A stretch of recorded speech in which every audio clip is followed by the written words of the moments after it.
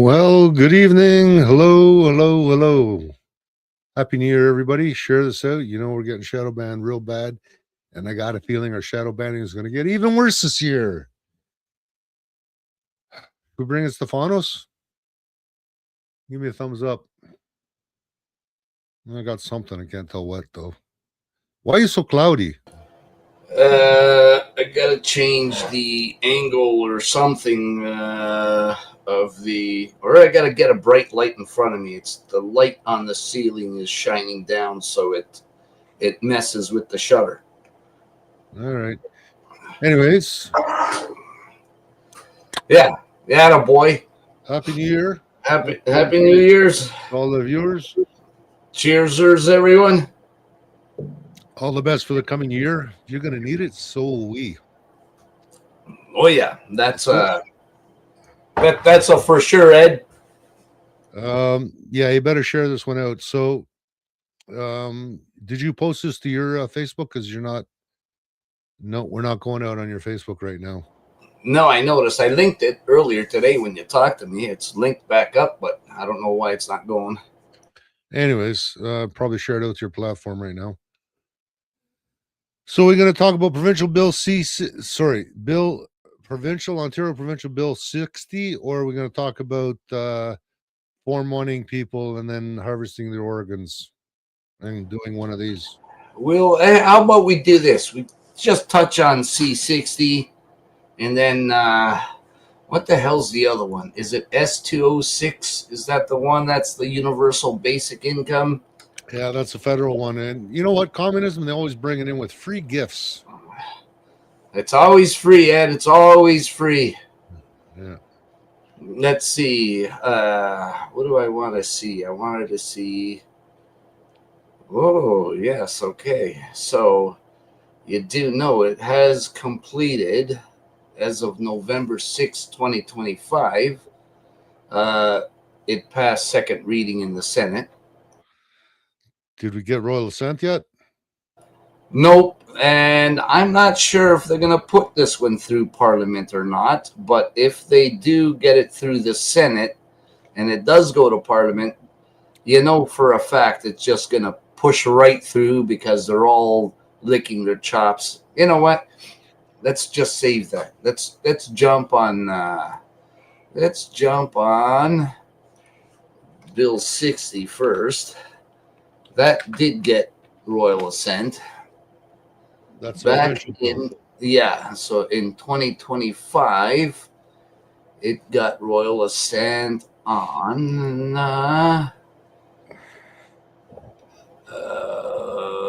Let's see. I can't find the date, but it did get royal assent in last year. It got it. So, and this is. Are you ready for this one? These bills are actually unconstitutional because they're omnibus bills and they affect so many things. And so they affect the Construction Act, the Local Roads Boards Act, the Building Transit Faster Act, Development Changes Act, the Planning Act, the Highway Traffic Act, the Photo Card Act, the Ontario Water Resources Act, the Residential Tenancies Act, the Public Transportation and Highway Improvement Act, Toronto Waterfront Revitalization Corporation Act, Towing, Storage and Safety Enforcement Act, Transit Oriented Communities Act, Municipal Act, Go Transit Station Funding Act, Legislation Act, Ontario Planning and Development Act, and Building Ontario for You Act, the budget measures. So I bet you that you know, not only you, but most of our viewers had no idea all of these um, uh, most of our viewers had no idea that so many acts even existed. So this is the problem with government, bloated government, big government. That's the Conservatives, that's the Liberals, that's the NDP. They always tell you smaller government. They're lying through their teeth. And omnibus bills are unconstitutional. For the fact is, I'll guarantee you, not one person elected sitting in Queen's Park read all of this crap and went through on Bill 60.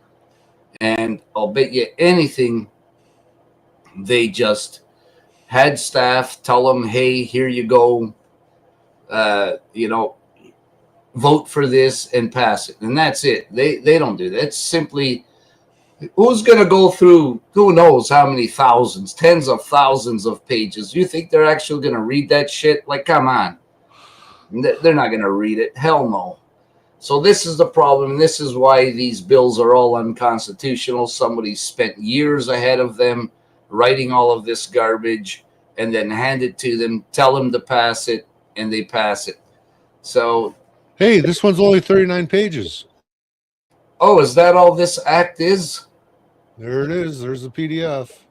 So that's Bill 60, Fighting Delays Building Faster Act. That's what they call it, all right? And God, it's so bad. So what I just want to say about this is, you see all these acts it affects, but if you scroll down, oh God, let's see, I'm not in the act, that's why, duh. So problem with the act, these types of acts are they get so big, so many things get changed, and then they affect so many things.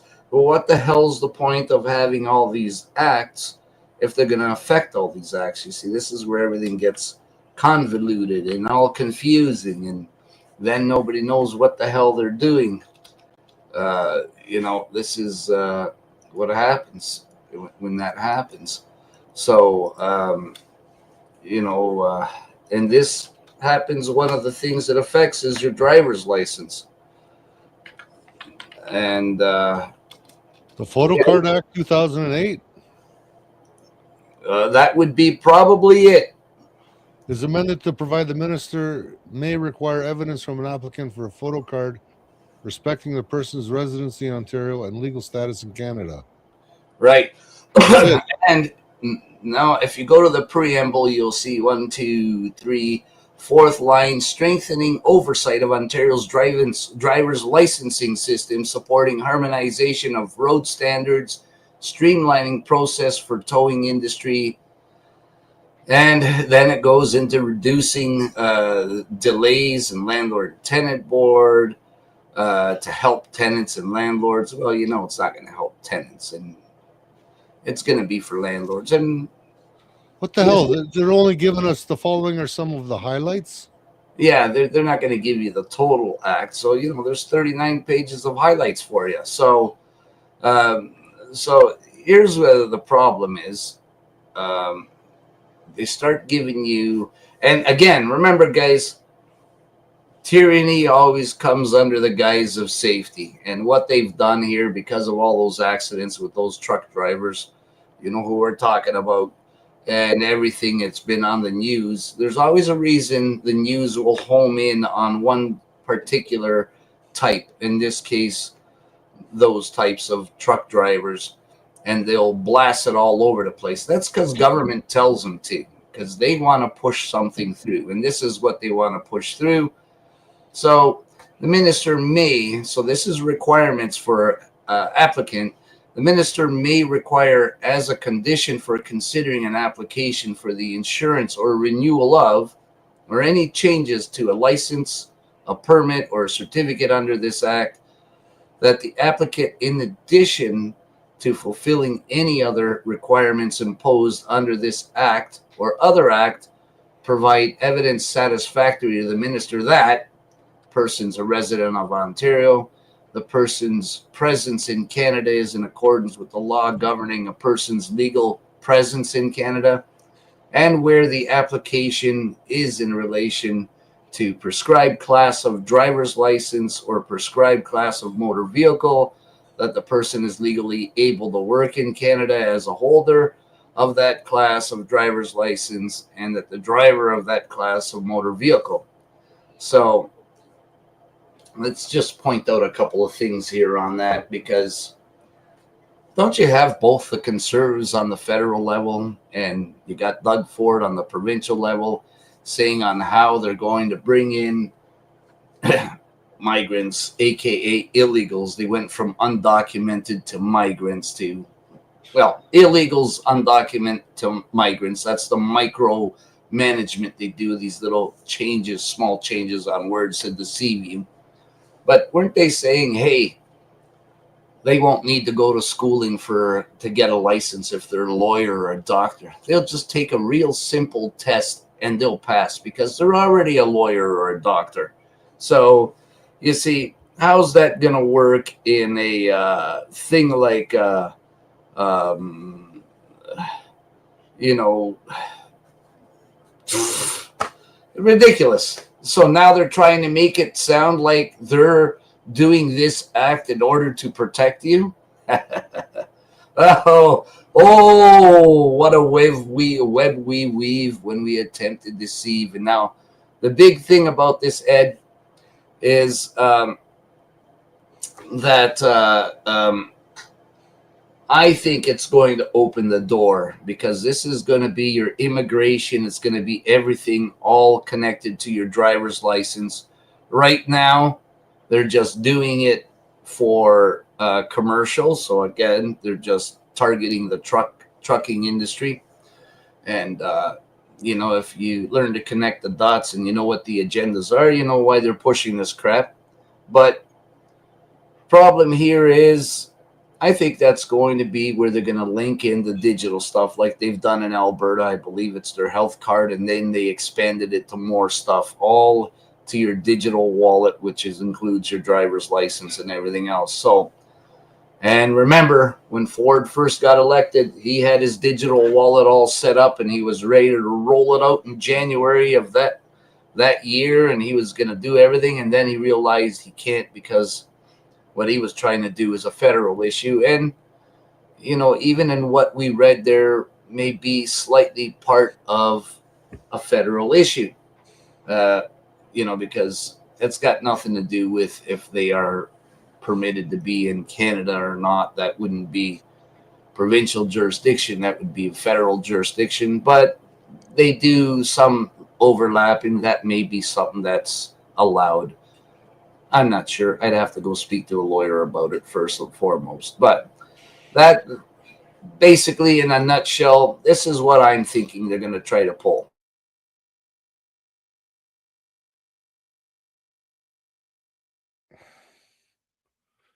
Definition of adjacent infrastructure in 195.2. The act is amended by striking out features and substituting measures.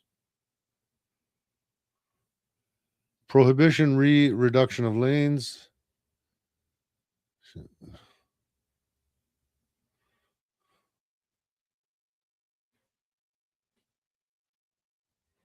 Yeah, so they're saying where municipalities can't interfere. Again, that's a provincial area. So, okay. So a bicycle lane is the exemption, and then any other prescribed purpose. Well, I don't get it. You just said don't limit the lanes except well, Ed, for a bicycle lane or any other prescribed purpose. Like, are you yeah, kidding me? but that if you read it, I believe it said something along the lines of if there's been a contractor already hired. Oh yeah, that's in transition, right in sub 2 there. That'll say it right there. So the day before the act came out. So if they've been hired, you can do the work and that's it, so they don't get sued.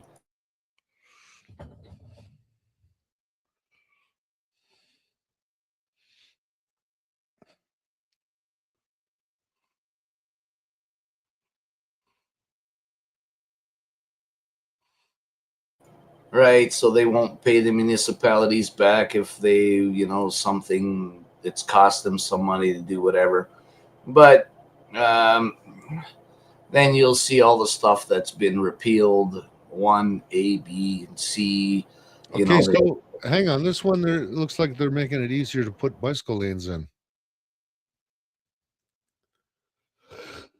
To support its claim for reimbursement under subsection 1, the municipality may be required to provide the ministry with particulars of the costs it reasonably incurred to carry out the request made under section 195.8.1.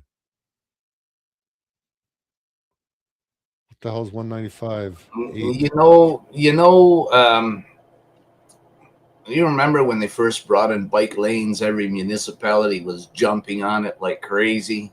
Yeah. You know why that was? And this is a stupid shit. Even the ones that were rural, that are still highways, they still decided they're going to try to put bike lanes down them on some municipalities.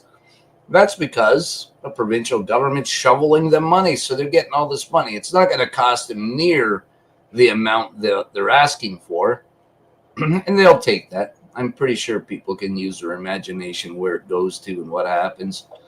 So, and that's the Local Boards Act. That's Schedule 6 in this, Ed, where they're going on about exempt land regulations. You know, they're saying what it is and all that stuff. And they change, of course, the Municipal Act is section or Schedule 7, and they'll go they're amended, striking out Peel under the heading as a upper tier municipalities. So the sphere of assigned, imagine that. Remember, we went through the Municipal Act, and it's got the spheres of jurisdiction, which is not private property. It's there. So that tells you everything right there. Local road tax register.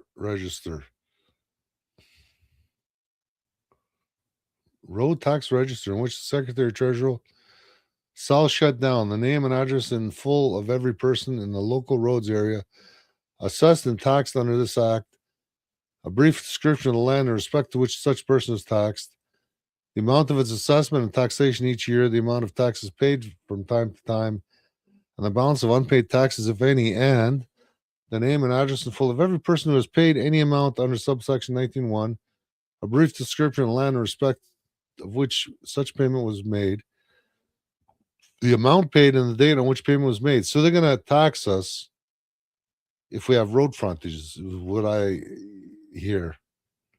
They're adding a new tax. Sure, of course, they slip everything in. Ed, remember what I said. Tyranny always comes under the guise of safety.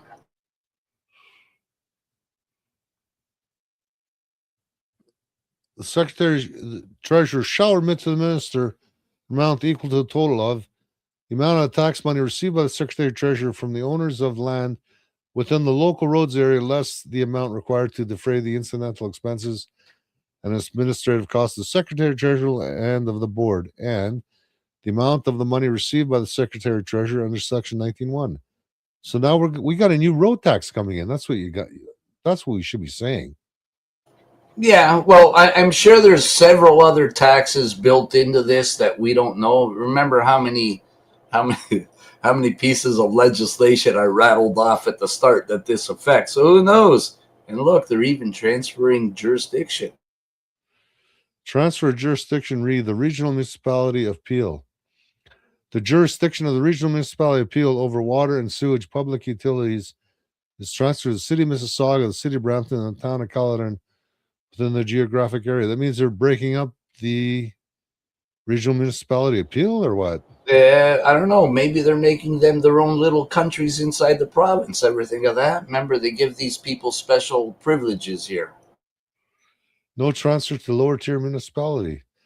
Despite Section 189, the regional municipality of Peel shall not pass a bylaw to transfer jurisdiction over water and sewage public utilities from the city of Mississauga, city of Brampton, or the town of Caledon to the regional municipality of Peel. Could they make it any more confusing? What they're saying there is the upper tier is going to be in control of that, not the lower tier. And the lower tier, the upper tier can't say to the lower tier, okay, you take care of your sewage and water stuff. No, because we have that problem in Niagara where West Lincoln, and they were complaining on how they can tax us rural people because we're not on services such as water. And they were trying to solve how they can tax us for water services where they couldn't before. And they came up with this nifty plan to put it through the fire services. Because, hey, fire trucks fill up their trucks with water and they truck them out to a barn fire or something to put it out. But what they failed to say, and of course, fucking farmers didn't bother to go and speak up about this, but farmers all got a bunch of ponds in their farms because when their pumper trucks run out, they just throw pumps into the freaking ponds and they freaking use that. That's the water source to battle fires. But of course, they didn't say that. So we're going to charge you for water under fire services. And that's how they got around it. I think we're going to get more taxes. So they're not raising property taxes. They're just going to invent a new road tax, basically. No, they'll raise property tax. No, everybody just done it in their budget. They all raise the property taxes, all of them. 7%, 3%, who knows? They all raised them up. The minister may require, as a condition for considering an application for the issuance or renewal of any change to a photo card, that the applicant, in addition to fulfilling any other requirement imposed under this act or any other act, provide evidence satisfactory to the minister that A, the person is a resident of Ontario, and B, the person's presence in Canada is in accordance with the laws governing a person's legal presence in Canada. What the hell does that mean? That means they're going to want to see your passport, your residency, anything like that, that you're a Canadian citizen. And not only that, but they're also want to, this is going to apply to everybody. Right now, just commercial. Like I said, the trucking industry. But it's going to apply to people just getting their driver's license. It's going to apply, and it's going to apply to people that are even renewing their driver's license. How crazy is that? And not only that, you would think they had that information already, but no, because they want to tie immigration to your driver's license. So you see where it's going for a digital ID and a digital wallet. This is where it's coming to. Nobody's thought of it. I have. Connect the dots. And not only that, Ed, can you imagine now all these new government positions they're going to have to add to everything, and your government's going to blow it up that much bigger? Government is the useless eaters. They like to call us the useless eaters, but government's the useless eaters, and they do shit like this to create all these positions and then give themselves some nice cushy paychecks along with their friends who get hired in there, and then their friends of friends, and so on and so on. You know how it goes. Revival of community improvement project area and community improvement plan. An upper tier municipality without planning responsibility has passed bylaws that designated a community improvement project area under subsection 2 and adopted a community improvement plan under subsection 4. And both those bylaws were in effect as the day before the municipality became an upper tier municipality without planning responsibility. Those bylaws are deemed to be in effect on the day subsection 3, clause 6 of schedule 10 to the Fighting Delays Building Faster Act 2025 comes into force, may be amended or repealed in accordance with this section. Section 34 of the Act is amended by adding the following subsections. Provision re minimum standards.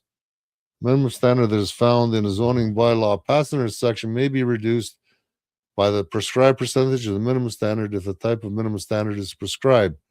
So this is higher density, more house per lot. You know what that's called, right, Ed? It sure is. It's let me think. I'm thinking maybe 15-minute cities. Well, close, but it probably leads to that. But what this is called is from the United Nations Agenda 21, the municipal primers that all your municipalities have a membership to ICLEI, which is no longer called ICLEI in Canada. It's called the Federation of Canadian Municipalities. That's ICLEI. They changed their name to that because too many people found out what they were about, and they were forcing their municipalities to withdraw their membership. So the municipal primer for Agenda 21 and what they're talking about higher densities is called smart growth, which is nothing to do with growth at all. It's about making your municipalities stagnant. And they're going to take every single little inch of land that's available, and they're going to build on it. And then, you know, how Toronto came about, there was a crafty lawyer when they started doing that stuff, and they put limits on how big a building could be on a lot and stuff like that. So a smart lawyer said, there's no limits in anything saying how high we can go up. That's how you got the high rises. But now, places such as Grimsby, Ontario, they got little high rises with massive pushback, but they're not high rise at all. 4 or 5 floors, something like that. They don't let them go any taller. But this is all smart growth. They don't let the boundaries of the municipality expand, so nobody can expand outwards. The municipalities cannot expand outwards, and if they do, they tell them, you know, depending on who their favorite municipality is, they'll give them a little bit more to expand outwards than the other. But that's your smart growth, which has nothing to do with growth at all. It's stagnation. The whole thing, which ties into your 15-minute cities, Ed, like you mentioned, and then the 5-minute, and then the ones you don't leave at all because it's going to be VR. I've seen that one. I don't know if anybody else has seen that or not, but I have. And this is where you are born, live, raised, work. You don't leave your municipality. You're staying there your whole life. You're going to be born there and you're going to die there. And that's what they want you to do. That's how they want it, period. Schedule 11, Public Transportation Highway Improvement Act. The Public Transportation Highway Improvement Act is amended by adding the following section: no expropriation or injurious affection. 96.1. Nothing referred to in subsection 2 constituents is deemed to never have been constituted an expropriation or injurious affection for the purposes of Expropriations Act or otherwise at law. So, this is very, very interesting, Ed. What's it saying under the same in sub 2? What's it saying? What's it listing there? The exercise of the power conferred by Section 6, the making of a designation under subsection 7.1, 36.1, or 41, the authorization of a person under subsection 30, bracket 8, and any subsection authorized action of the person. A prohibition or restriction of the activities described in subsection 34.2, the making of a direction under subsection 34, and authorization, blah, blah, blah, and any subsequent authorized action of the person in relation to the King's Highway. A prohibition or restriction of the activities described in sections 38.2, the making of a direction under subsection 38.5 or 7, and the authorization of a person under subsection 38.8, and any subsequent authorized action of the person in relation to a controlled access highway, and F, the refusal to issue a permit, the cancellation of a permit, or the imposition of a term or condition on a permit under section 34.16, 38.11. Read sub 2 there in the box. Important, very important. Subsection 112, bracket 1 of the Act is amended by striking out for a warrant in the form under this Act and substituting for a warrant in a form approved by the minister. So you see what's going on here. So, and this is both, not only on the provincial level, this is going on the federal level also. So, you know, what they're trying to do here, do you know what injurious affection is, Ed? Nope. Oh, wait. Go do what you got to do. Pet the dog, the weasel, whatever. And then when you come back, we'll talk about this little. Yeah. So, Kim, I did see your text. I did see your message on the screen here. So no worries there. I know what you're talking about, by the way. We got some comments here to talk about. That was earlier on, Ed, but there's so what they're talking about here in injurious affection. Do you know what that means or no? If not, I can break it down for you. That's legalese. Okay, so injurious affection is something that has caused harm or injury to someone but it wasn't meant to. It was completely accidental. A good case is the Atrium Transport case, truck stop, whatever it was. They put a medium in between the roads, so it cut off the traffic from one direction, and so they lost like half their business or so. So that wasn't meant purposely to make them lose their business. It was by accident. Another case is the salt from the salters on the road. They're dumping excessive amounts of salt in a municipality. I believe it was Beamsville or Vineland, one or the other. And they ended up destroying a farmer's crops. It just couldn't grow there. It rendered that land sterile. So the farmer sued them. So that's something where they're not doing it purposely to harm somebody purposely. It's just a side effect, I guess, to speak, that nobody foresaw or anything, and it was an accident. So that's Okay, hang on. what this is. How about the dumbasses that closed a northbound lane from Lawrence? It is in Scarlum or Scarberia, from Lawrence all the way up to York Mills, I believe. No, Ellesmere. Was always 2 lanes going northbound. Now there's a communist red stripe going up the right lane, buses only, and all that traffic is pushed into 1 lane.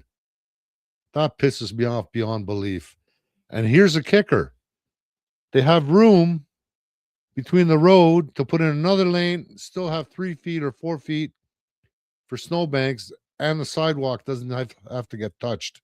But no, these communist bastards figure, we're going to let a couple people zoom by on the bus and screw the rest of the tax-paying public that pays for road taxes through fuel and license plates.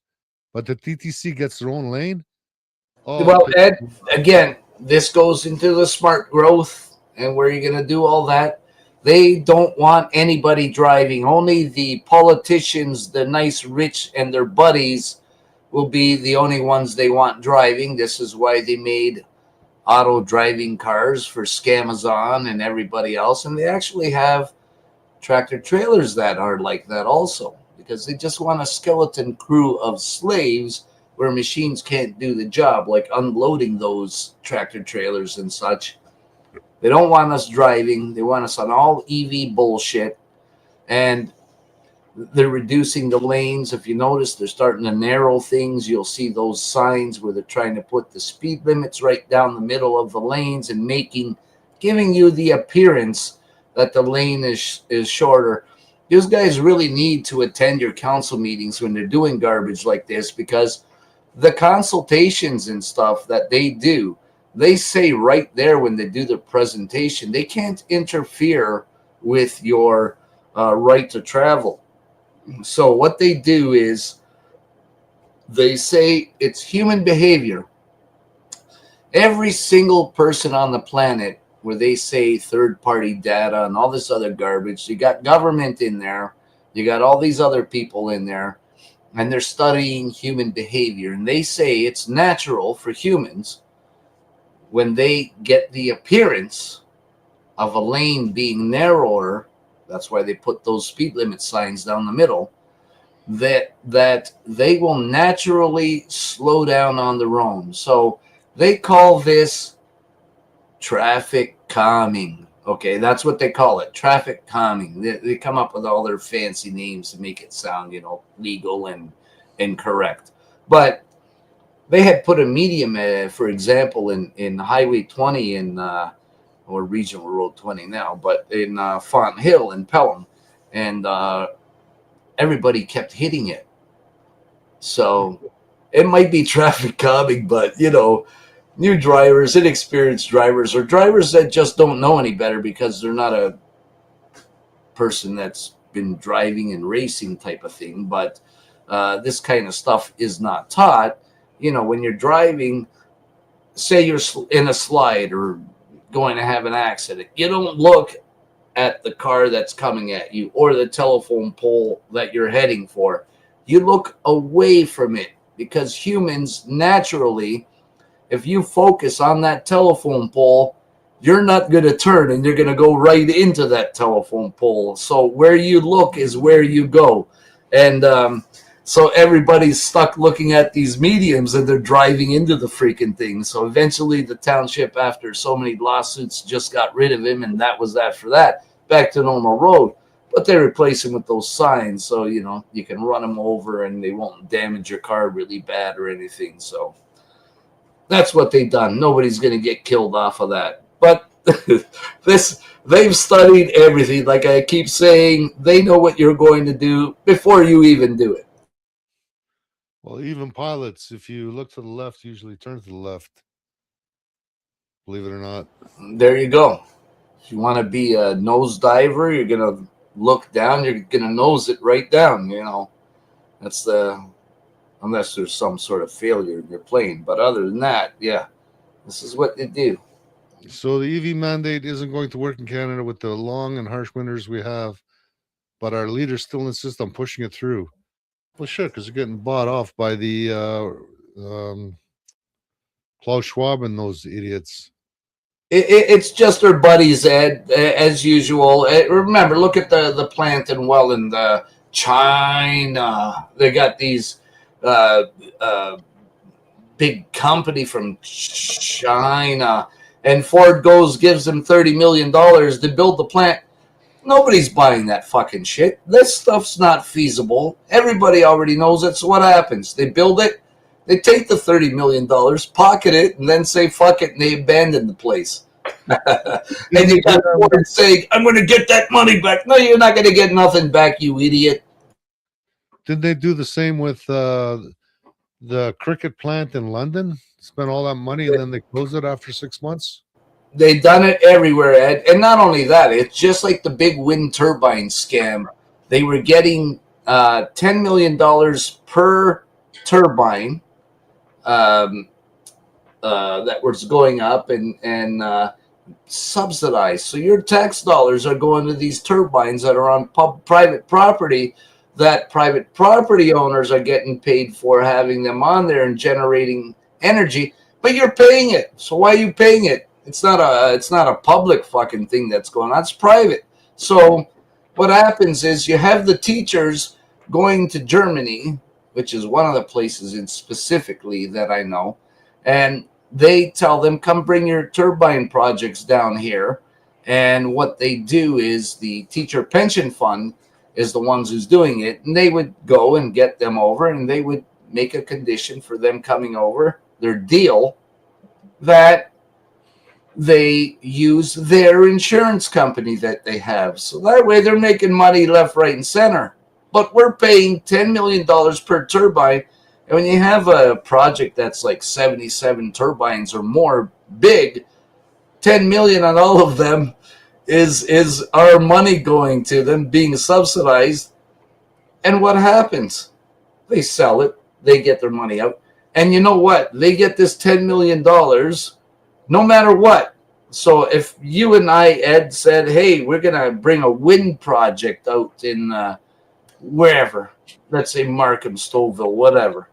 We're going to bring a wind turbine project out there. We got 100 turbines at 10 million a pop, subsidized, and we're just in the planning stage. We haven't done construction. We don't have contracts signed, nothing. The government gives us all this money, and then you and I turn around and we sell it to Hashem. Okay, he's a big shot billionaire. He's coming in. He's gonna buy it. So we sell it to him for however many million on top of it. We leave. We've just pocketed 10 million times 100, and we've sold it for X amount of dollars to Hashem, and now Hashem gets to turn around and he gets to get the 10 million per turbine subsidy, and he can sell it if he wants. So you see how this big scam just goes along, and it's not oh Jesus, look guys, Ed looks like Kevin. What's going on here? I don't know. It keeps defaulting back to Kevin. I don't know. It's your alter ego, okay? It's you're in disguise right now. But that's how this big scam goes, and we get taxed up the behind for it. And yeah, Monica, absolutely kill S206. 100%. Personal request, Monica, if you're related to or if you know of a Billy Ambo that grew up on St. Joe's Island, close to Sault Ste. Marie, No, get I don't know. Billy to get a hold of me. He's about 55 years old, if he's still alive. Crazy kid on a snowmobile and dirt bikes and all kinds of shit. He used to work for me in the early 2000s. My kind of people. I used to screw around dirt bikes too. I don't have one anymore, so if he's got a spare, I'd love to go ripping around with him. Anyways, let's touch on the same thing with beer and car companies too. Subsidize them so they can invest the money in the U.S. and other countries. Funny how was it Stellantis, which is the old Chrysler? They got something like $6 billion or $60 billion from one of our governments, either from Ford or from Carney. And then a couple of days later, they announced they're spending $60 billion in investments in the States. Isn't that something? Yeah, and you know what? What we were talking about there, Hashem, that doesn't even go to other countries. That goes into the pockets of private people and his corporation. That's it. And you know, if they get sued, they just transfer that money out and it goes somewhere else, and that's that for that.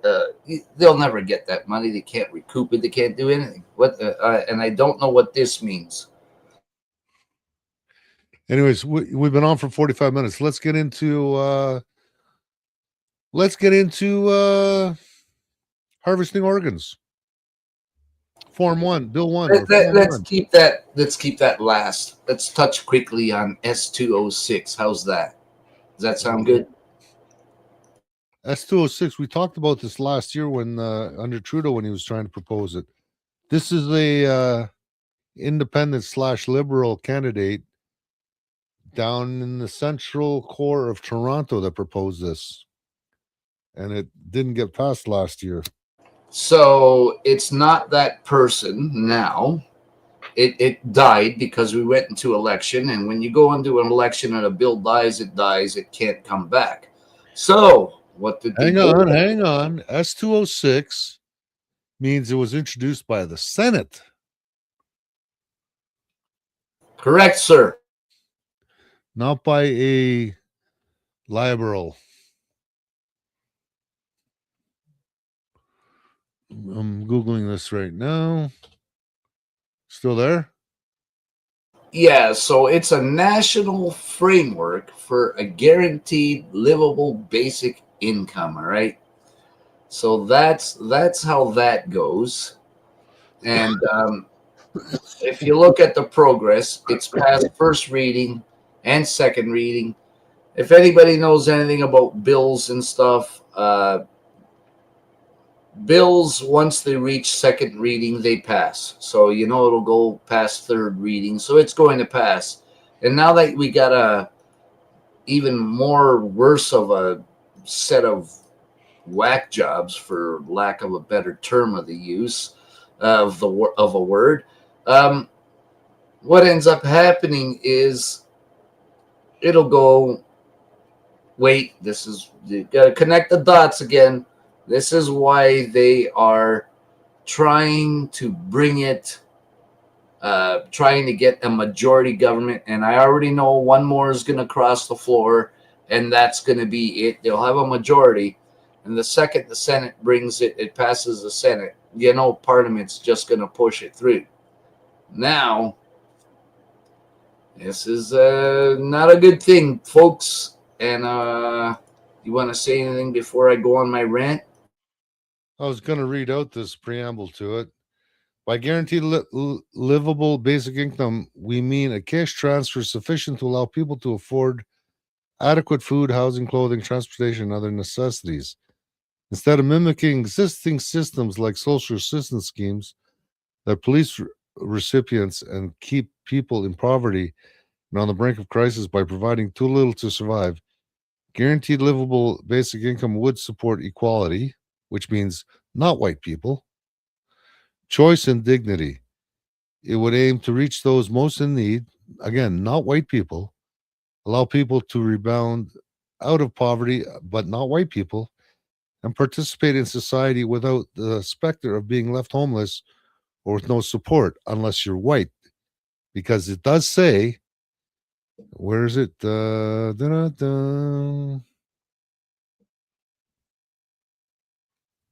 Where's that term? This is the thing.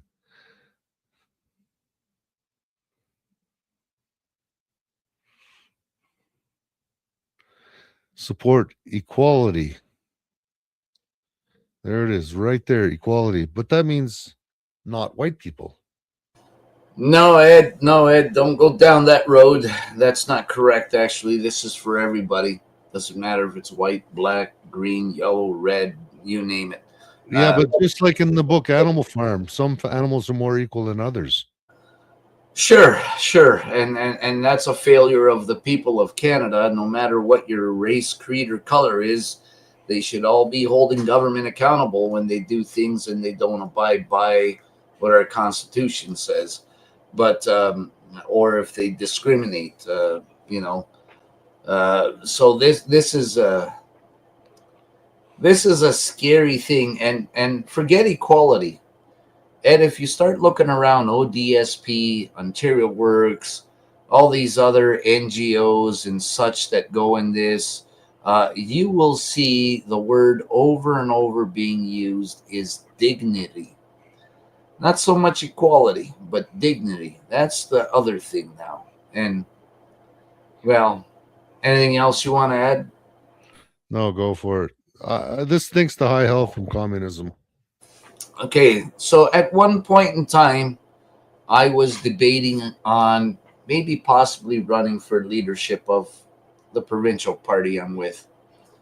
And one of the things that I contemplated and tossed around in my head was government wronged every single person in Ontario. And since I'm with the provincial party, I'm just going to stick to that. I don't go out of my jurisdiction. So, um, no, Monica, say fucking all you like. That's not a problem. So, the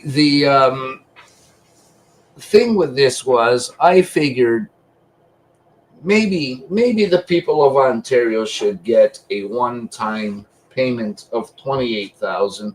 Since I have a background in law, I figured, you know, when there's harm done, a person, or in this case a whole province, needs to be made whole again. And I thought, 28,000, it's not much, but 28,000, a one-time payment for every man, woman, and child in Ontario, just to right the wrongs of people losing their jobs. I know it's not near anything. People losing their businesses, people being subjected to forcible confinement at home, all the unconstitutional and, frankly, in some cases, criminal actions by our provincial government on the people that they imposed.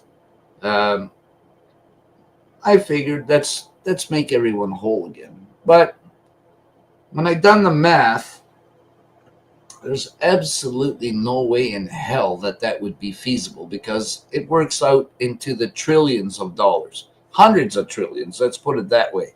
And the province can no way can do it. I think they make somewhere as close to or just over 800 million.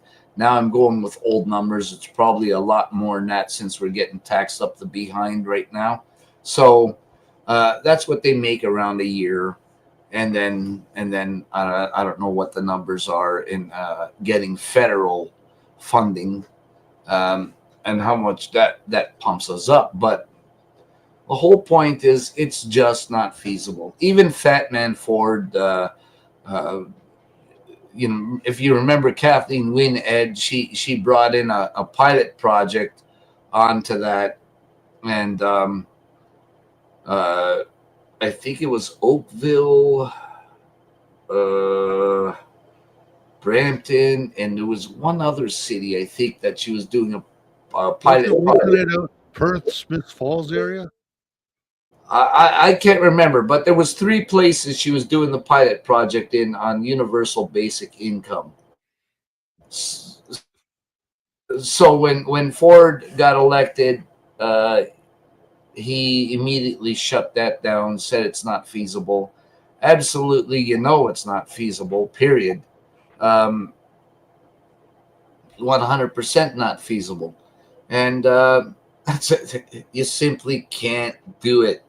So if it's 3 cities and it's not feasible in 3 cities, I know for a fact it's not feasible in the whole freaking province of Ontario. So what I want to get to is, how are we going to get on a federal level? Never mind one province where you can't do it because it's in the trillions. Can you imagine trying to do a UBI on a whole country? You know, every province in Canada. If it's hundreds of trillions, it's going to be like, I can't even go past a trillion. I don't even know what you call it after a trillion. So I'm not a greatest math expert. How much that would be an instant bankruptcy of Canada instantly. And this is the worrying part, okay? Well, no, they could borrow the money from the elite over there in Switzerland.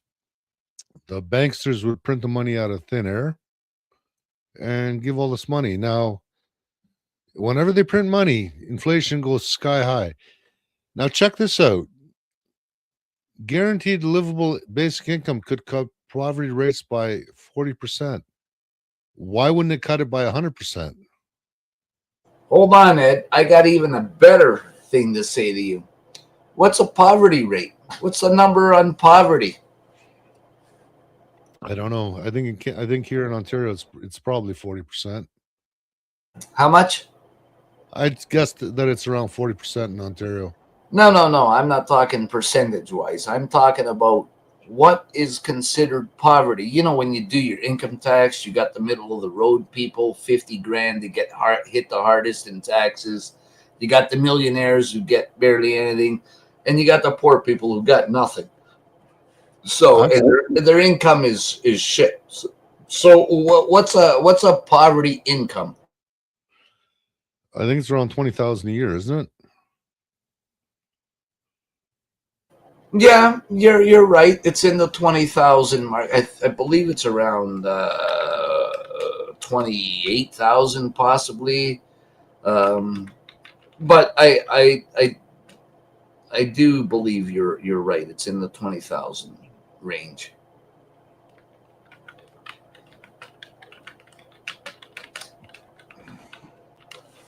Well, 500 bucks a week. I don't know how anyone could live on 500 bucks a week. All right, here I just looked at it. So poverty, they say, is 27 to 28,000 annually. Yeah, so about 600 bucks a week, roughly. Yeah, so that's by the time the government takes their piece, that leaves you with $300 to $400. Yeah, and government takes what, almost 50% of your paycheck in taxes. So let's do it this way. Now, if you're on Ontario Works, right? What's the average of a person, what they're getting on Ontario Works? Let's no check idea. that out.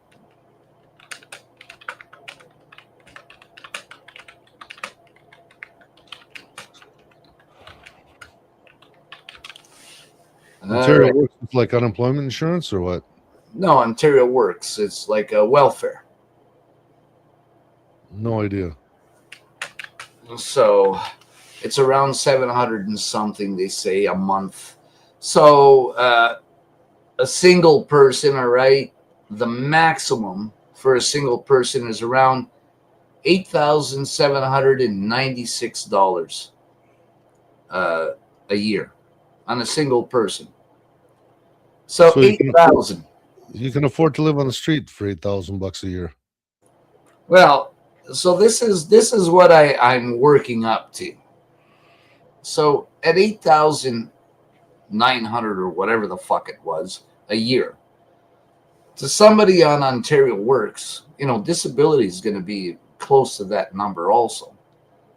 They get 28,000. I think it's 28,000 the UBI is pushing for a year. So you take somebody that's around, let's round it off to 9 grand. How's that? So let's say 9 grand a year. They can live. They're getting by. Now, if it's a person who's on their all the time, several years and stuff, they're used to that. So, they still even find drug money. They still even find beer money, even when they're on it. So they're used to that kind of shit. And you know what? They don't have to work. So what happens when you turn around and you give everybody in the country 28,000? I don't know if they have limits. If you make a certain income, they cut you off and you don't get that, or if it's every single person. I don't know. I haven't dug through the bill. I still gotta go through it more. So just take that, what I'm saying, with a grain of salt. But if you take somebody who's getting like $9,000 on average a year as being their yearly income, and then suddenly they get $28,000 a year, forget about looking for a job. They're already used to getting by, and still living, managing to get their beers, their drugs, party it up a bit here and there. Maybe not often, but and then suddenly they got this. They're like hit the jackpot, okay, because they know how to get around everything. Do you think this is going to create a country of people that want to find jobs, want to work? Why would you? You're used to getting past with $9,000. Now you got tons more on top of it. You got like double, more than double. You're gonna breeze through everything like no problem. That's not gonna create jobs. That's not gonna create an environment people are gonna want to work. And as a matter of fact, what's even worse? Now, government needs to repay all this money they just printed off into. It's going to be way over the trillion mark. I don't know what's after trillions, but it's going to be way over that mark. And they have to pay it back because the country is instantly going to be bankrupt the second they bring that in as legislation and they make that first payment to everyone. Where do they get the tax money now on everyone? From taxes. They borrow it from the banksters. No, Ed, you're missing it. They're taking it from. They're not borrowing. They're stealing it from us. Taxation is theft. They are stealing it from us. So, how do you think they're going to be repaying the debt? They can borrow as much money as they want from their buddies, their banksters, whatever you want to call it. Call it what you will, but any debt needs to be repaid. So, how do they repay it? They're going to take it from us. So all the money they give you, you're going to the country's going to have to repay it. So they're just going to tax me harder, daddy. And Canadians are so fucking weak, they're going to bend over and ask the government to stick their stool tool in you just a little bit more, just a little bit deeper, because Canadians do not hold their governments accountable and let them get away with everything. So, what's the danger on that, Ed? What's the bigger, greater danger that nobody sees right now and will all be blindsided? What is it? Everyone's gonna have to chip in. Yeah, not meaning to put you on the spot. You're absolutely right. We all have to chip in to pay it back. But what about the budget, Ed? What does the budget say? They can seize our bank accounts in order to repay the debt of Canada. So the second we just go into this massive debt, the country's going to be broke instantly. I don't care who you are and how much you make. There's no way they're going to pay that money back, that debt back. They can bankrupt the country instantly. And that'll open the door for them to trigger in the budget that they can come after our bank accounts, seize them all in order to repay that debt. Now, if you're a millionaire, big business, or anything else, get the fuck out of Canada while you can before this happens. You're going to lose everything. Period. Go buy gold. Put it all in gold. They can't touch your gold. Physical gold, not paper gold. Accounts out of the country. Ship all your money to those. Ship it down to Belize where they can't touch it. Leave like enough money just to pay your bills in the account. So if they take that, who cares? Get your cash out. Buy gold, silver, whatever you want. But this is a big possibility, and I just thought of this today. I was throwing stuff around in my mind on what's going on. I've been connecting the dots. We know Carney's going to push with the digital ID. We're going in 100%. That's coming. How do you get around immigration being tied to your driver's license on the provincial level, which is going to open the door, as we've seen in Alberta? Their health card and everything, it's all digital ID. Alberta's the first ones to get digital ID, and everybody in Alberta seems to want to turn a blind eye to it. I don't know why. And they're like, well, it sure beats a piece of paper in my wallet, and then it gets faded and destroyed, and they can't read it no more. They were calling Ontario terrible, but Alberta has now gone even worse than Ontario. Worse. And you know what? I seriously hope to God Alberta breaks away from Canada.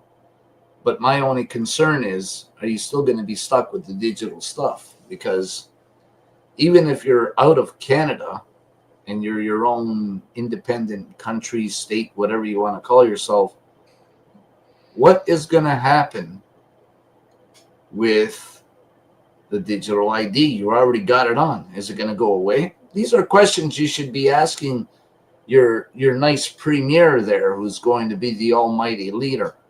That's something you all need to think about. People don't think about that stuff, Ed. They just look at it and go for it. Well, they always make communism sound sweet and awesome, and yeah, free money. Yeah, I don't have to work as hard. Yeah. You're going to own nothing and be happy because they're going to take it all. We already own nothing. The Couchin, whatever that case was in BC. Sorry if I didn't get the pronunciation right. I didn't mean it. But right now that's deleted Canada. You see it everywhere. There's nobody owns their property anymore. Private property rights have been erased.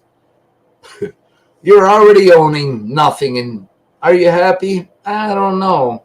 I sure as fuck ain't. Well, so if you're in the middle class and say between you and your wife, you're making just over $150,000 a year, you're going to pay 75 grand in taxes. And then they're going to have to raise taxes.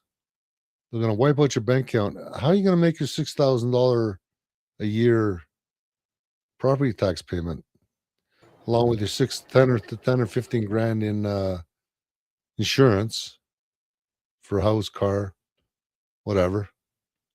And then after that, the sky high prices of food. Middle class is going to get destroyed, and then the rich people think, "Oh, we're fine." No, they're going to do the bank bail-ins because the government needs your money more than you need your money. And when they seize it, they got no money. You won't have any money when they're done with you. No, that's the beautiful thing about communism, guys. They always say communism is equality. And they're absolutely right 100%. What they fail to tell you, that's right, Ed, we're all equally poor. We're screwed. And you know what, Spite Dyke, that's a good one there. So you remember Trudeau said no, there will not be criminal charges for anybody who fraudulently takes it, and they wanted everyone to take it. But here's a problem. People that took it, they have their statute barred. That 2-year limitation period is gone. They can't collect it. Even if they take you to court, they can't collect it. Their statute barred. And this prime example was that they had to they gave, I think it was $200 to every cattle farmer in Canada. in Ontario, and to help them, they said, with expenses. If anybody knows anything about farming, none of your bills are $200. they're in the thousands. So $200, big fucking deal. You might as well spend it on coffee. It's nothing. But they went after farmers to repay this $200, and they tried taking them to court, and the courts ruled against the government of Canada. They were statute barred. Tough. Anyways, can we get into organ trafficking, please? Yeah. Okay, so there's a case. I'm going to be very vague about this. I don't want to say anything because it's currently before the courts. I don't know if everybody's seen the stuff I've been putting on about the Niagara Regional Police Service and other government agencies, Niagara Health, etc., etc. There's some massive lawsuits against all of them. NRPS plus some of its own officers, they're all being sued. NRPS, Niagara Regional Police Service. Yeah. What is a Form 1? Okay, a Form 1, if like somebody we know goes and makes a video and posts it and says, I'm going to stab everybody, or I'm going to shoot everybody, or whatever. They mention a weapon or a gun or become a danger to themselves or to the public. The police can come in, grab you. They don't require warrants. They don't need nothing. They can kick your door in, grab you, and haul you in for a psychiatric evaluation. They can hold you up to 90 days for an evaluation. All right. So now that we got that cleared up, I'm going with somewhere with this, guys. Now, if I wanted to harvest somebody's organs and I didn't want their immediate family to find out about it, what a great way to get them into the hospital, eh? Yeah, that would be an interesting way. And by the way, we're not accusing anyone. These are allegations that are made in a statement of claim. So it's not been through the courts yet. It's currently before the courts. Then. Yeah, exactly. So the gist of this case apparently is there was an individual. Niagara Regional Police apprehended them, done a Form 1 on them. The mother genuinely concerned because they hadn't heard from their son. Makes a police report to the Niagara Regional Police. Missing persons report or what? Yes, a missing persons report. The police say, we have no idea where he is. And they had Form 1 him, allegedly. And suddenly this son of theirs turns up dead, and his organs are allegedly missing from his body. And where are they? Where did they go? Was he naked or anything? Possibly in the Niagara, floating in the Niagara River? Yeah, apparently he was naked, found fished out of the whirlpools in the Niagara River. But Ed, I don't want to get into details on that. But yeah, but organs missing. So this is a very interesting case. You know what? We'll bring the person on here in February sometime. I'll see if in the meantime, if I can get my hands on the statement of claim, just so we can show everybody and we're not just bullshitting. But Ed, you know what?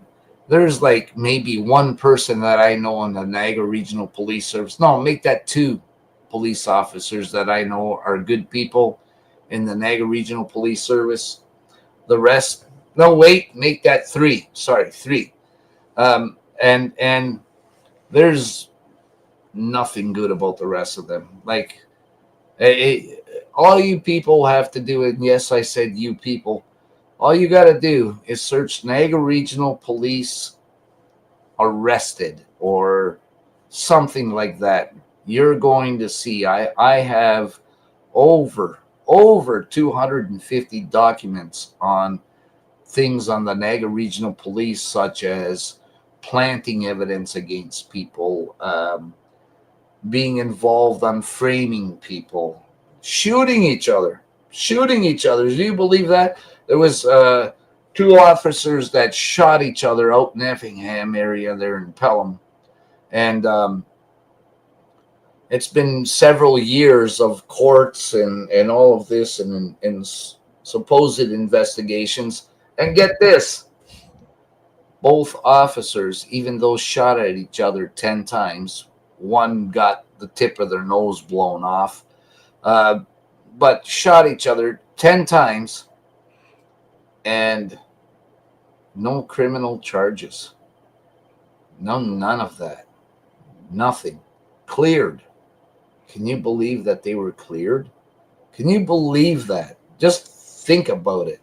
Ed, if me and you decide to have a shootout, we'd be doing life sentences or some shit for attempted murder.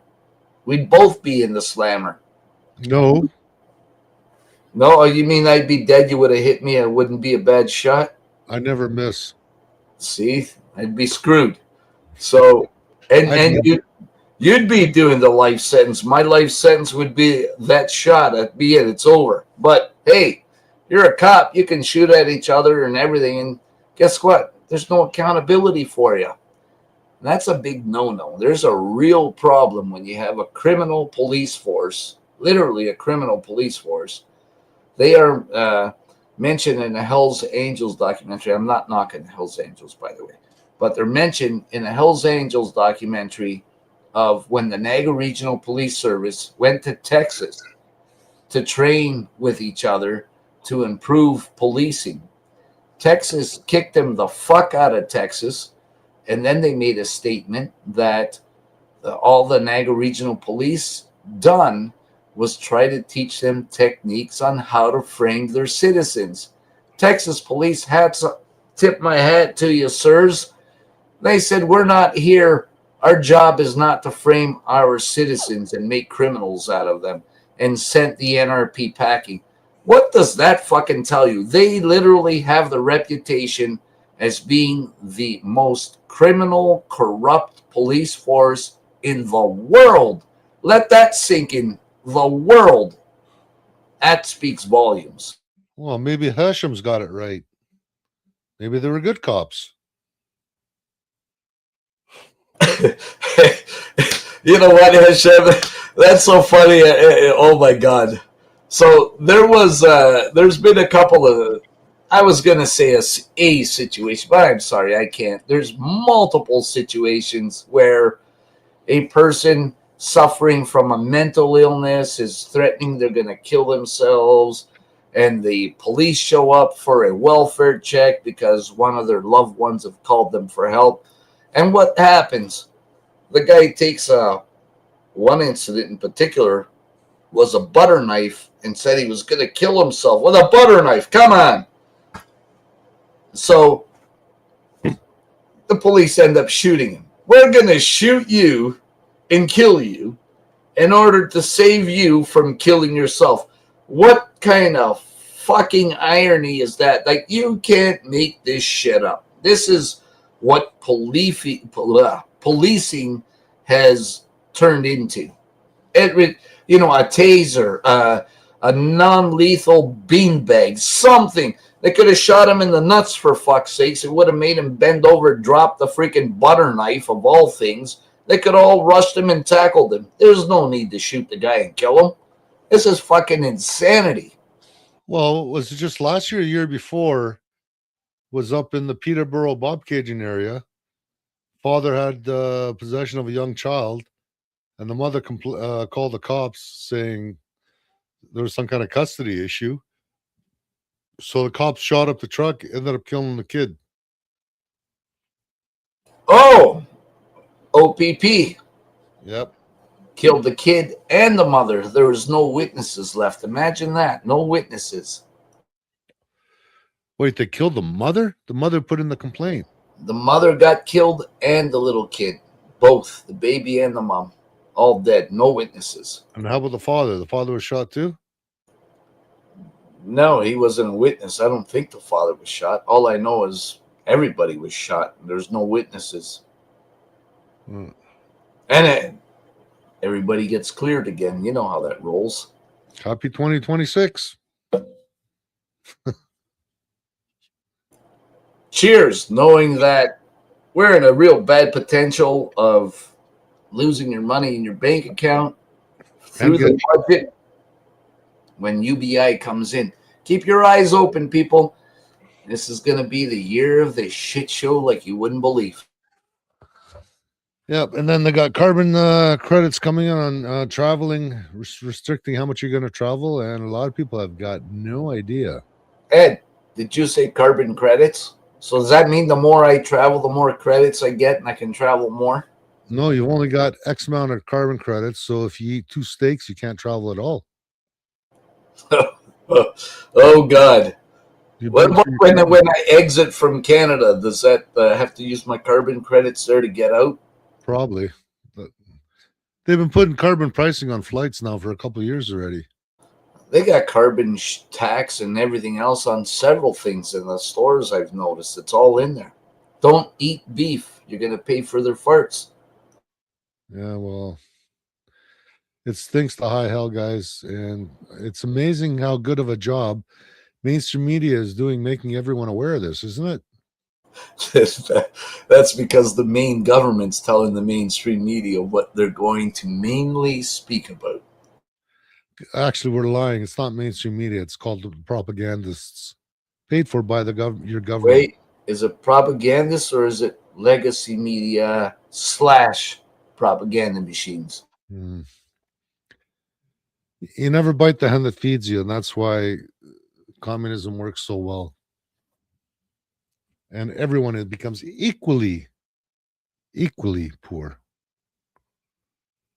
A lawyer in Cuba, last time I was in Cuba, average wage was $15 a month for pretty much everybody. Lawyers made about $20 a month. Cops made $25 to $30 a month. Military made $30 a month. But pretty much everybody else made about $15 a month. That's Cuba, guys, and that was what 5-6 years ago. So Ed, that's communism too. Don't forget. You know, did you know that Cuba went tits up, complete bankruptcy? Their money was completely worthless, even in their own country. And then people started taking the bills of their money, and they started fashioning purses and stuff out of them, sewing them together and selling them. You know, in 1932, you needed a wheelbarrow of the German marks to buy a loaf of bread. How much is 30 marks? I'm not up to date on the German money. No, a wheelbarrow of German marks. Oh, a wheelbarrow. exactly. But they're socialists. Socialism, you know, that's fascism and communism rolled up into one. That's the modern version of communism that we're seeing right now. Guys, I spoke to Kevin a few days ago. He's doing well. He's in good spirits. Got all kinds of great ideas. He's happier than a pig in shit, as far as I can see. And you can catch him Tuesdays and Thursdays on freedomreport.ca or go to Kevin J. Johnston if you want to see what he's doing, what he's up to. He's doing that tax thing. Well, Panama. I'll pass on Panama too, my friends. But Argentina, did you see what they've done today? Javier is creating a new bloc that's going to combat and keep socialism out of that country. That's it. The end of communism, period, and fascism there.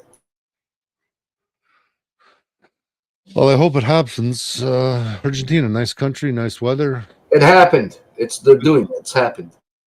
Wine is super cheap. A bottle of wine is almost a little bit more than a bottle of beer. Yeah, a good bottle of wine for $4. US. Wow, that's impressive. I guess when I move there, I'm going to be well off with in good company. What about beer? What's beer going for? Beer, I think, was around $1 a can. US. Wow, wow. What about like whiskey and stuff? Depending where you buy it, the local stuff you can get for about $25 a bottle. US 26er. Wow, sure beats like $70 a bottle for like a 40 in communist Canada. Yeah. 2 plastic bags full of fruit and veggies last winter was $4. We're talking oranges, grapes, plums, had a couple of heads of lettuce. What else did I have in there? I said tomatoes and cucumbers, onions, everything you need for a week. $4 US. And that's just outside the city in the greater Buenos Aires area. And apparently the prices get even lower when you get closer to the mountains. Wow, that's unbelievable. Those prices are unreal. Like when you were there, did you rent an apartment or did you get like a hotel room? I was going Airbnb hotel for the first 3-4 days, and then I switched to Airbnbs, which were quite pricey at anywhere from 60. If you wanted a pool and a parking spot, you're going to pay $80 a night. No pool, no parking spot, 40 to 50. Did you ever get to check to see what apartments were going for? I know the socialism kills that, and the way Javier Milei solved their housing crisis overnight, and it was solved overnight. He got rid of government completely. Period. A nice 2-bedroom, second story apartment in Palermo with parking, nicely furnished, not gorgeous, but nice, is $1,500 a month US, all utilities in. Well, that's not bad at all. I think we're paying for a single room now. You're looking at over 1,500 here. Plus, you have to do your utilities and everything too, and you're not getting no Hilton either. Now, keep in mind the average wage at last year was about $1,200 US after taxes. That's the average. Some more, some less. Doctor's visit, $25. Physiotherapy, $17 US. Wow.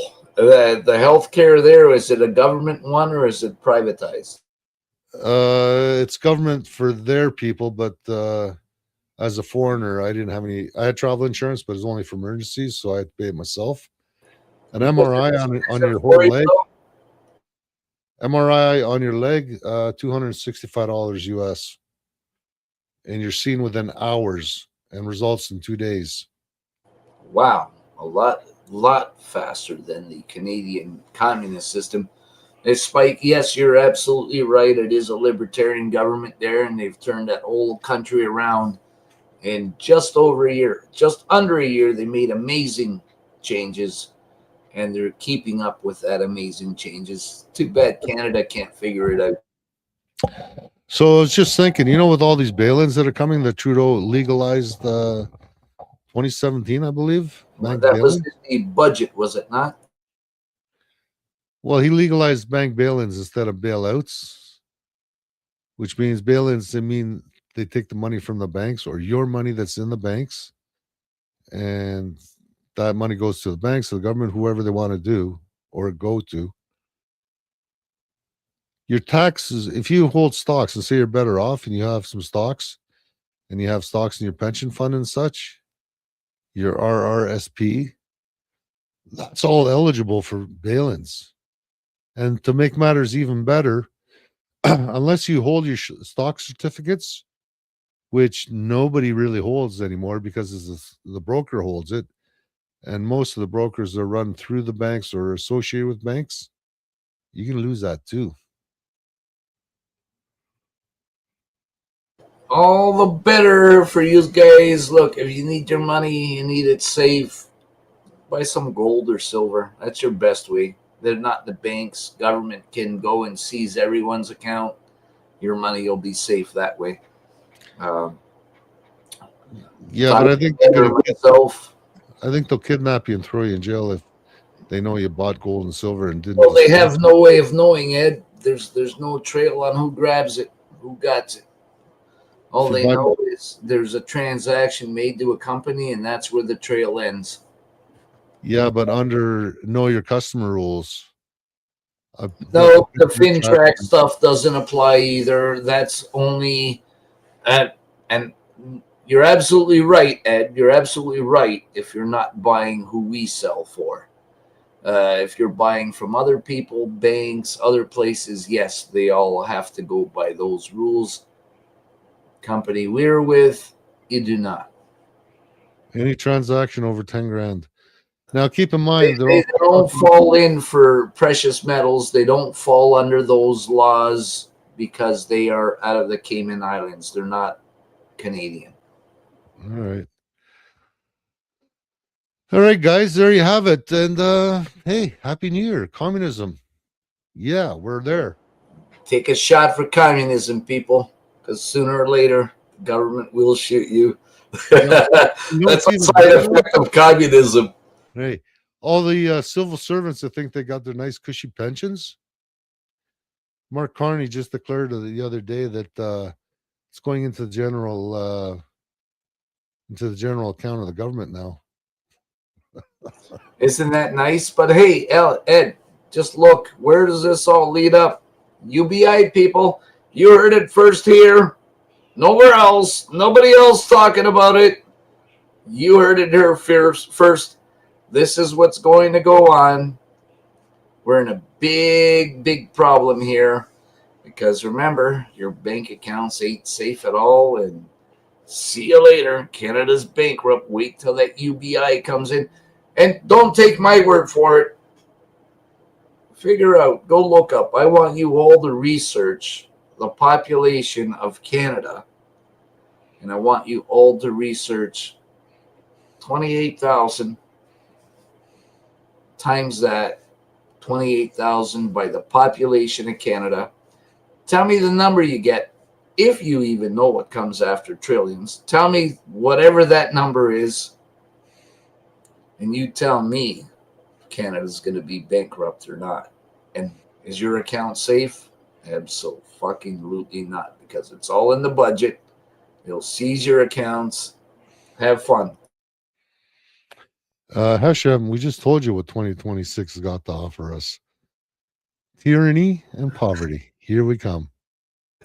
That's it, Hashem. That's it. So you better have a beer with me and Ed, or like a few shots of whiskey before none of us can afford it anymore because our bank accounts are going to be drained. So get to it. Good thing I got a still, eh? Even better. Wait, is it illegal to do your own stuff yet? I don't know. No? No. Oh, hell. Small amounts, you're not allowed to sell it to anyone or barter or trade it. What are you nuts? You think we want to sell it? No, we need that stuff for ourselves, man. Christ. Ease the pain.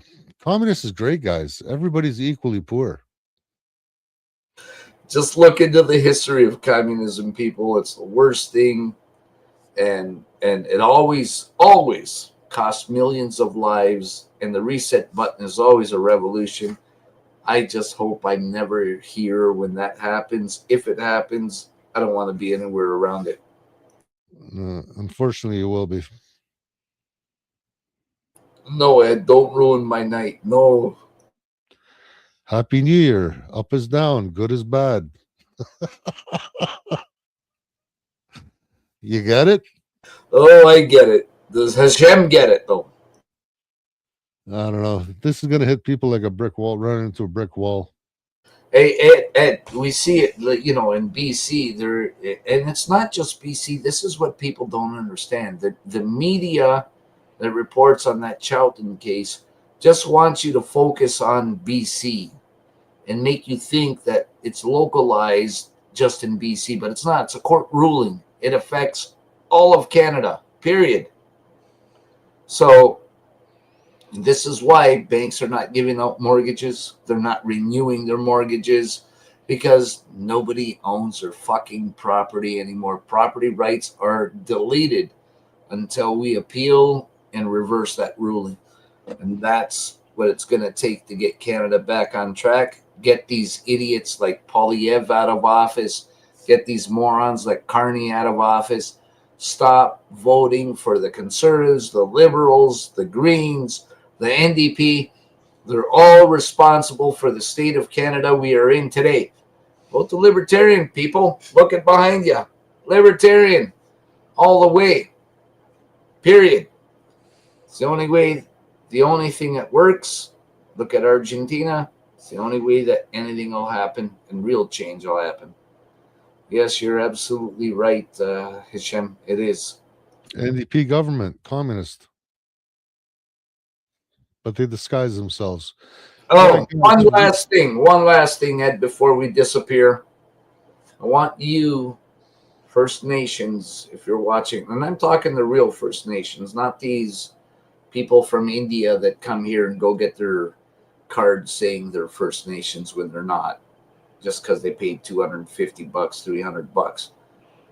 I'm talking to you directly. If you watch Pierre Polyev and what his plans are on everything, on land and everything else, and wanting to get the resources, yes, there's supposed to be consultation with you. And the question was posed to him, what if First Nation does not agree after the consultation? Polyev said, so what? We're the government. We have the final say. So don't be falling into what's going on. Stop this stuff. Push back against the pretendians, because for some fucked up reason, somehow, make-believe has become reality in Canada, and reality is make-believe and doesn't matter anymore. I'm Greek. My mother's Greek. My father's Greek. Our bloodline is Greek. Period. I spoke with a First Nation representative at the courthouse under Three Fires, and I posed the question to her that I'm Greek. Both my parents are Greek.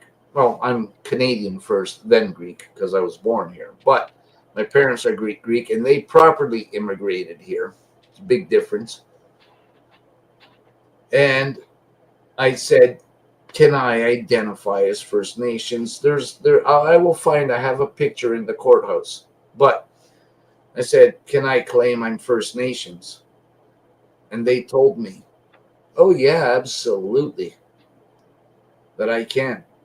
And this is your representatives under Three fucking Fires at the courthouse in St. Catharines, that is the head of that program there, telling me this. You guys have serious problems. You have fucking treaties going way back. And Ed can't say he's Greek just because he wants to. I can't say I'm First Nations just because I want to. I can't say my language. I can't speak your language. Ed can't speak my language. Hey, Malacca. Malacca, okay. But aside of that, there's no way that this should be happening. You have a strong voice, and you should be using it. All right, guys. Hey, do you want to switch to Friday nights going forward, or should we stay on Thursday nights? No, Ed, Friday nights will be hammered, knocked out on the floor. It'd be a mess. Might make the show interesting, but it'd be a big mess. So should we try it again? Today was okay. No. All right. See you guys next Thursday. Happy New Year. See you later.